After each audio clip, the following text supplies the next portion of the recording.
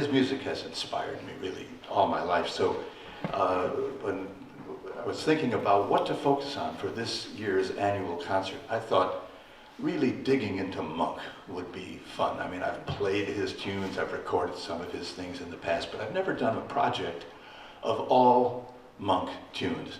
And it's been a lot of fun. And in doing so, it reminded me strongly of my one and only personal contact with this man, which occurred back in 1964.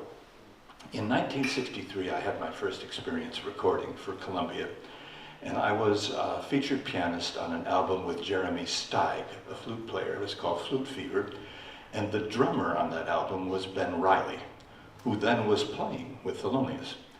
And that date was a lot of fun, and I had a good groove with Ben Riley. And so about a year later, when Thelonious came to town in San Francisco, he was playing at the Jazz Workshop on Broadway. I went to hear him. First time I would hear him live. And it was just a marvelous set of music, and Thelonious seemed to be in great form in the midst of tunes. He would get up, be dancing all around. He would leap onto the bar and dancing on the bar. And he was this huge bear of a man. He was 250 pounds, 6'4". This was no trivial undertaking, these sorts of leaps. And so after the first set, I went up to Ben and I said, Ben, you know, I would just love to be able to tell Thelonious how much his music has meant for me. Is there any chance that you could introduce me? He said, sure, man, I'll introduce him. And so he brought me over, and Monk is standing against the wall, and he's looking intently at an object about 5,000 miles away. And Ben brings me up and gives me a really lovely introduction to Thelonious. I want you to meet Denny Zeitlin. He's a terrific piano player. We did this album together, and he loves your music. He just wants to say hello. And then Ben peels off and goes over to the bar over there. And so there I am standing in front of Thelonious.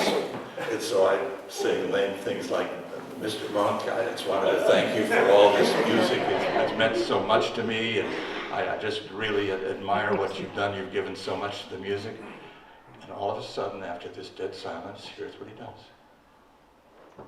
Ben Riley!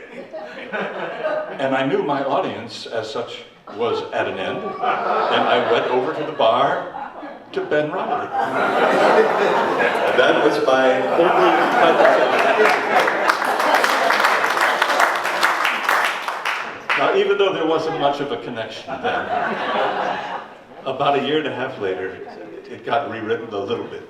Leonard Feather was a leading jazz critic back in those days and invented the concept of a blindfold test, where you would bring musicians in and play tracks from different albums. They didn't know who they were, and they would react to them and tell about them.